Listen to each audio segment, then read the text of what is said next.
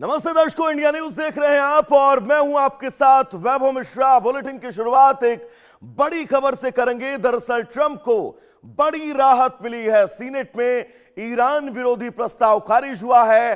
Trump की सैन्य शक्तियां रहेंगी बरकरार। आपको बता दें, मैककॉर्मिक और रिपब्लिकन्स ने सीनेट में ट्रंप का बचाव किया है। पार्टी लाइन से अलग हटे फेटरमैन ट्रंप के पक्ष में उन्होंने वोट दिया है। तो ईरान पर अमेरिकी सैन्य एक्शन का रास्ता बिल्कुल साफ हो चुका है और इस बात का डर जरूर था। तो समय की अंतर्राष्ट्रीय राजनीति की सबसे बड़ी और अहम खबर आपके सामने हम ब्रेक कर रहे हैं। अमेरिका के वॉशिंगटन से खबर, जहां पर अमेरिकी संसद के ऊपरी सदन यानी सीनेट में डोनाल्ड ट्रंप की सैन्य शक्तियों और ईरान पर जारी सैन्य अभियानों को रोकने के लिए लाया गया वॉर्स पावर्स प्रस्ताव खारिज हो गया। इस तरह ट्रंप पहले से ज्यादा शक्तिशाली होकर अब निकले हैं। ऐसे में सवाल है कि क्या ट्रंप ईरान पर हिरोशिमा और नागासाकी वाला खेल खेलेंगे?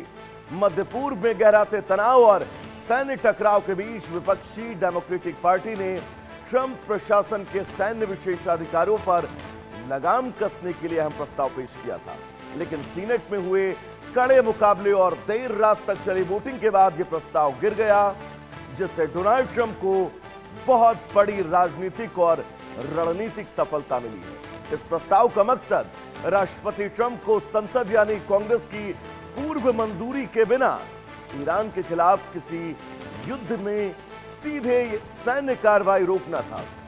हालांकि वोटिंग के दौरान रिपब्लिकन सांसदों ने एकजुटता दिखाते हुए ट्रंप का समर्थन किया। विशेष रूप से पेंसिल्वेनिया के सेनेटर डेव मैककॉर्मिक और उनके सहयोगियों ने ट्रंप के विशेषाधिकारों पर सीमाएं लगाने के इस कदम का कड़ा विरोध किया। उन्होंने तर्क दिया। इन तमाम बातों को लेकर हमारे साथ कर्नल टीबी त्यागी जुड़े हुए हैं, डिफेंस एक्सपर्ट हैं। टीबी साहब, बहुत स्वागत है आपका इंडिया न्यूज पर। धन्यवाद। डोनाल्ड ट्रंप, जिनके हाथ कुछ हद तक ये लग रहा था और हमारा बात भी कर रहे थे इस विषय में कि बंधे हुए हैं, लेकिन अब फिलहाल खुल गए हैं। आगे क्या होगा, क्या लग रहा है आपको? देखिए, अगर ये प्रस्ताव गिर भी जाता, प्रस्ताव क्या था? प्रस्ताव ये था कि ईरान के ऊपर अटैक करने की इजाजत ना दी जाए डोनाल्ड ट्रंप को, मगर ये प्रस्ताव गिर गया। अगर ना गिरता तो भी प्रेसिडेंट डोनाल्ड ट्रंप के पास ये चॉइस थी कि वो इसको सीनेट की मंजूरी लेनी पड़ती अटैक करने से पहले, लेकिन ये चूंकि प्रस्ताव गिर गया, इसलिए अब सीनेट की मंजूरी लिए बगैर ये अटैक कर सकते हैं। ये तो एक बात हुई। लेकिन पिछले 48 घंटे में कुछ 3-4 ऐसे कार्यक्रम हुए हैं जो अब तक नहीं हुए थे। जैसे पहला तो ये कि ईरान ने इजिप्ट के ऊपर अटैक किया पहली बार, शायद इसलिए क्योंकि सऊदी अरबिया ने 14 देशों से एक समझौता कर लिया कि हम रेड सी में भी और पर्शियन गल्फ में भी नेविगेशन की स्वतंत्रता को कायम रखने के लिए एक साथ काम करेंगे। ये अटैक जो इजिप्ट पे हुआ, ये पहली बार हुआ है। दूसरा, कुवैत ने और बहरीन ने, अब देखिए, जब किसी के ऊपर बहुत ज्यादा अत्याचार होता है तो एक लिमिट आ जाती है जब वो रिटेलिएट करता है। कुवैत ने और बहरीन ने पहली बार इस युद्ध में अब तक हमलों को सहाय जवाब नहीं दिया, लेकिन अब उन्होंने बाकायदा अपने जेट भेजे सीक्रेटली और ईरान के अंदर जाके मिसाइल और ड्रोन से अटैक किया। और मजे की बात ये कि इसका यूनाइटेड अरब एमिरेट्स ने, जो पहले ही ओपेक से बाहर हो चुका है, उसने एयर सपोर्ट दी और उसने इंटेलिजेंस भी दी यूएई ने। तीसरा, सऊदी अरबिया जो अब तक कुछ कुछ था लेकिन अब खुल के अमेरिका के साथ आ गया, दोनों ने मिलके इराक में ईरान के जो विरोधी ग्रुप थे उनके ऊपर अटैक किया और उनके 5 कमांडर्स को मार दिया। और एक बात, अभी जब से ये एमओयू साइन होना शुरू हुआ था, तब से लेके अब तक इजराइल को साइड लाइन कर दिया गया था। लेकिन अब जो रेलिवेंट पॉइंट है, जिसकी वजह जो जो प्रस्ताव गिरा है अमेरिका में, उसका सबसे ज्यादा इफेक्ट इस बात के ऊपर होगा कि नाउ इजराइल एंड अमेरिका वो बोथ ये कोशिश कर रहे हैं और वो प्लान कर रहे हैं एक बड़ा अटैक करने की ईरान के ऊपर। अब ये बड़ा अटैक किस फॉर्म में होगा, किस रूप में होगा, इसके जाकिर ऊपर साहब, हमारे कार्रवाई साथ चल मलिका रही है। पांडे जी भी जुड़ी हुई हैं, विदेश मामलों की जानकार हैं। मलिका जी, बहुत स्वागत है आपका इंडिया न्यूज पर। एक टैगलाइन हम इन तमाम खबरों के बीच ये चला रहे हैं कि अब डोनाल्ड ट्रंप के हाथ स्वतंत्र हैं, वो परमाणु अटैक तक करने से पीछे नहीं हटेंगे।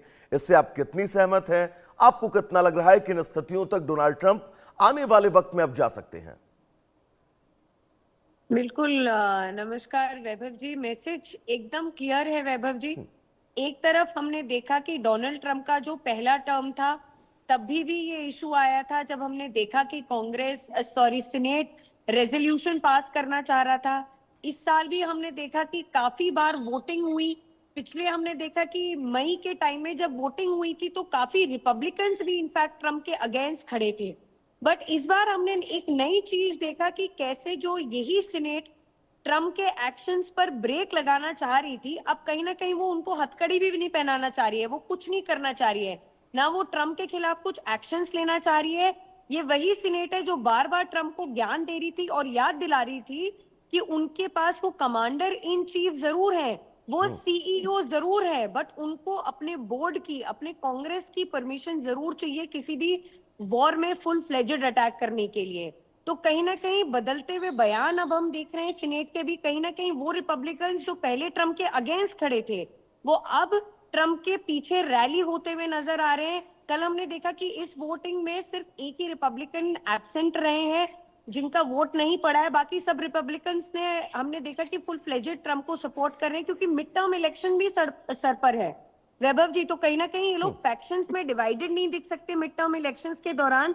तो ट्रम्प देखिए एक बहुत ही इसमें विजेता के तौर पर नजर उठते हुए आ रहे हैं कि जिनको पहले सीनेट अपोज कर रही थी, कांग्रेस अपोज कर रही थी, कैटेगराइज कर रही थी कि वॉर इलीगल है, कहीं ना कहीं अब उनके वो किसी भी एक्शन में ब्रेक नहीं मार रही है। और अब ये ट्रम्प को पता चल चुका है कि अब मेरे पास वो पावर्स हैं कि जहां पर मैं कुछ भी कर सकता हूं, अब मैं माई वे या हाईवे कर सकता हूं। और ये उनको इसी चीज का एक गारंटी अब सीनेट ने कहीं ना कहीं दे दिया है इस वोटिंग के माध्यम से। तो वो तो मैंने कहा ये मानकर चला जाए कि अब ये जो करेंगे। हाँ, नवंबर में डोनाल्ड ट्रंप के सामने जो चुनौतियां, मुश्किलें आने वाली थी, उन मुश्किलों से भी लगभग वो निकल ही चुके हैं, ये परिणाम ऐसा बता रहा है।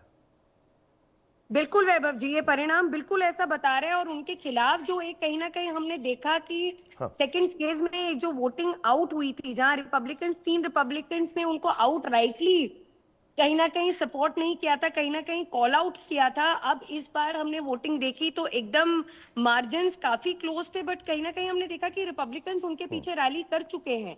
जो रिपब्लिकन्स चिल्ला रहे थे उनको पता है कि मिड टर्म इलेक्शंस में वो ट्रम्प के पीछे नहीं खड़े होंगे तो दिक्कतें बढ़ जाएंगी। और जैसे जैसे हम वॉर आगे बढ़ते हुए देख रहे हैं, वॉर वाइड स्प्रेड होती जा रही है। हमने देखा कि इजिप्ट को ड्रैग कर दिया गया है, हमने देखा सऊदी अरेबिया अब एक्टिवली सपोर्ट कर रहा है अमेरिका को।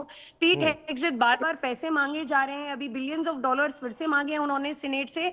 तो कहीं ना कहीं हम देख रहे हैं, देखिए business is booming of arms and ammunition अब ट्रम्प के लिए कहीं ना कहीं, और वो इस चीज का अब पूरा फायदा उठाते हुए नजर आएंगे।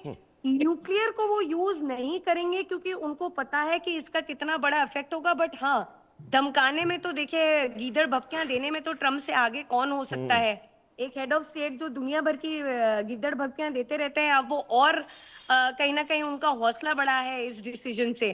तो हम देखेंगे कि अब टाइम एंड अगेन जियोपॉलिटिकल फिर से शिफ्ट होते हुए नजर आ रहे हैं वैभव जी। अब और डोनाल्ड ट्रंप का एक बड़ा अच्छा नाम भी आपने दिया है। मैं अगले सवाल पर आपसे वो नाम भी पूछूंगा क्योंकि मेरे दिमाग में उस वक्त नाम नहीं आ रहा है। ताकि साहब, मैं आपके पास आना चाहूंगा। हम और आप इस खबर पर लगातार नजर बनाए हुए थे, अमेरिकी संसद पर हमारी नजरें थी, लेकिन इस संसद पर हमारी नजरों से ज्यादा ईरान की नजरें टिकी रही होंगी, क्योंकि ईरान का हर नागरिक इस संसद पर नजर गड़ा कर देख रहा होगा कि आखिर इस प्रस्ताव में होगा क्या, आगे स्थितियां क्या कुछ होंगी, क्योंकि ये प्रस्ताव ये तय कर सकता है ईरान का भविष्य क्या होगा। जी, जी जी, बिल्कुल बिल्कुल ठीक कह रहे हैं आप।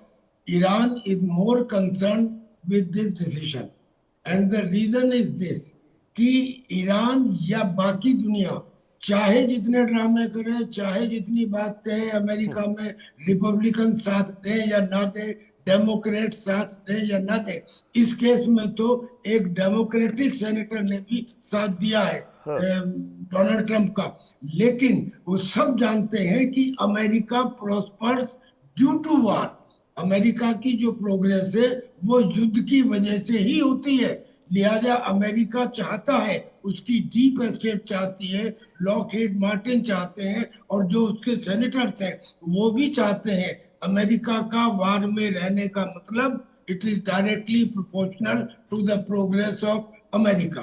तो आपने जो पूछा कि ईरान का इससे कंसर्न रहा होगा, यस, क्योंकि ईरान में इतना डैमेज हो चुका है, लेकिन वो चूंकि अपने डैमेज को एब्जॉर्ब करके ये दिखाना चाहते हैं कि हम बिल्कुल अभी भी पुरानी वाली स्थिति में हैं, लिहाजा वो इस किस्म के भाषण देते रहते हैं कि हम अमेरिका को तबाह कर देंगे। लेकिन असलियत ये है कि Iran is not in a position to take on further strike, और वो भी पर्टिकुलरली नाउ, क्योंकि इजराइल अभी तक साइड लाइन था।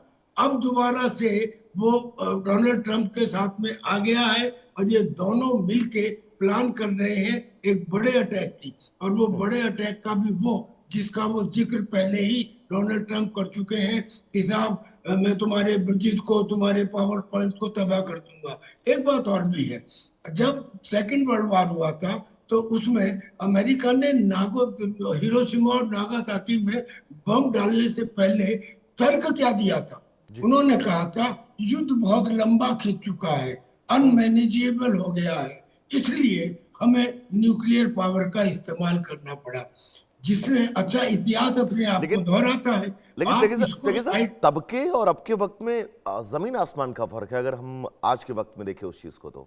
बिल्कुल सही बात है, हाँ। बिल्कुल सही बात है। तब के समय में और अब के समय में फर्क है। लेकिन जो आदमी एक दफा, यानी कि जो देश एक दफा एक काम कर सकता है, वो उसे दोबारा नहीं करेगा, इसको 100% हाशिए के बाहर नहीं कर सकते। सवाल ये है कि जब हम एटम बम की बात करते हैं तो एटम बम का मतलब ये नहीं है कि जैसे पहले आपने पूरे के पूरे नागासाकी और हिरोशिमा को हटा दिया। अब तो टैक्टिकल बम है, जैसे आपने पाकिस्तान के मिनिस्टर को कहते हुए सुना होगा जी हमारे पास तो आधा पाव के और आधा आधा केजी के बम है। यानी कि टैक्टिकल बम है जो बैटल फील्ड पे इस्तेमाल किए जा सकते हैं, और अगर एक बैटल फील्ड पे इस्तेमाल कर लिया गया तो it will be a big restaurant. मेरे कहने का मतलब ये है कि इसको भी 100% आउट नहीं कर सकते। चांसेस ये है कि इसके इस्तेमाल किए बगैर कन्वेंशनल वेपन्स इतने इफेक्टिव हो चुके हैं, जो इनके मदर बम है और जो इनके यानी देखिए जीपीयू साहब, ये बम माना है। जा सकता है कि आप फ्री हैंड हैं, आप कुल मिलाकर। अब वो सतियां अटेंड कहां तक जाती हैं ये भविष्य तय करेगा। मलिका जी, एक खबर और आज आई थी कि अमेरिका और इजराइल ने अब ये तय किया है आने वाले वक्त में कि ईरान की वो 2 चैन सप्लाई, यानी कि इराक का वो बॉर्डर और पाकिस्तान के बॉर्डर को पूरी तरह से व्यापारिक तौर पर बंद कर देंगे, ताकि ईरान की अर्थव्यवस्था को और भी तोड़ा जा सके। अगर ऐसा होता है तो ईरान के लिए कितना मुश्किल होगा, और वो भी तब जब वो खुद अर्थव्यवस्था इतनी लचर है कि वहां के राष्ट्रपति भी आके कहते हैं कि अब जंजी फिर सड़कों पर उतरने वाले हैं। बिल्कुल वैभव जी, ईरान के लिए बहुत मुश्किल टाइम चल रहा है, क्योंकि हम देख रहे हैं कि कहीं ना कहीं ईरान आज के टाइम में एक तरफ युद्ध से, दूसरी तरफ महंगाई से, रोटी कपड़ा मकान तीनों बेसिक फैसिलिटीज जो हैं आज के टाइम में वहां पर लोगों को बहुत महंगी पड़ रही है। वहां का जितना रियाल है, बीच में वॉर से पहले ही वहां का $1 is equal to 1.37 million rial हो गया था। तो कंटिन्यूअसली हम देख रहे हैं कि रियाल में भी गिरावट है, सैंक्शंस वहां इम्पोज्ड है, स्टेट ऑफ हॉर्मूज उसने ब्लॉक कर रखा है। बट हमें एक चीज और नोटिस करने की जरूरत है वैभव जी, की चाइना और रशिया का काफी बड़ा एक्टिव सपोर्ट है ईरान को इस समय। तो कहीं ना कहीं चाइना और रशिया काफी बैकडोर एंट्री से ईरान को सपोर्ट कर रहे हैं। हमने देखा है भारत का बहुत बड़ा इन्वेस्टमेंट है चाबार पोर्ट पर।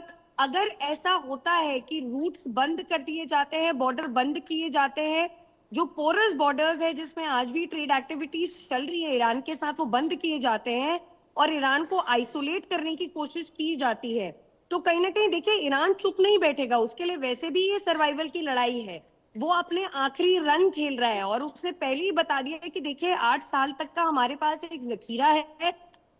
कहीं ना कहीं हम आपकी तरह सुपर पावर तो नहीं है, बट हम आपको पूरा पेन इन्फ्लिक्ट करेंगे। हम एक जगह नहीं, हम कई जगह वार करेंगे। और उसने ये डीसैलिनेशन टैंक्स में, अब कहीं ना कहीं हमने देखा कि कुवैत में वार करना शुरू कर दिया। और कुवैत के जितने भी देखिए 99% जो पानी है कुवैत का, वो डीसैलिनेशन प्लांट से ही आता है। तो कहीं ना कहीं अब वो पब्लिक इंफ्रास्ट्रक्चर पर अटैक करने लग जाएगा। तो ये यूएस के लिए ये देखिए, ये केवल चुप नहीं बैठने वाला है। ईरान वेनेजुला नहीं कि आपने जाके अटैक किया, वहां मदुरो को डिस्प्लेस किया या सुप्रीम लीडर को डिस्प्लेस किया और वहां किसी और को बैठा दिया। वो एक बहुत कॉम्प्लेक्स टेरेन है। ईरान के जो लोग हैं वो अपने आप को एक बहुत सुपीरियर रेस मानते हैं। कहीं ना कहीं वो अपने आप को कॉलोनाइज नहीं मानते, वो बहुत सुपीरियर रेस मानते हैं अपने आप को। और उनके लिए शहादत बहुत इंपॉर्टेंट है वैभव जी। और मलिका तो जी, वो इन सब ये बात रखते ईरान हुए ईरान हमने के उद्देश्य से खुद वो जानते भी हैं, डोनाल्ड ट्रंप भी, कि ईरान बैकफुट पर तो नहीं जाने वाला है। और अगर जाना होता, आप सोचिए, पहले दौर की बातचीत हो चुकी है, टेबल टॉक हो चुका है, 14 बिंदु बने थे, 60 दिन का बाकायदा एक टाइम फ्रेम तैयार किया गया था, लेकिन उसके बाद भी ये स्थितियां। फिलहाल आप दोनों का बहुत बहुत शुक्रिया हमसे जुड़ने के लिए और इस तमाम जानकारी को हमारे दर्शकों तक पहुंचाने के लिए।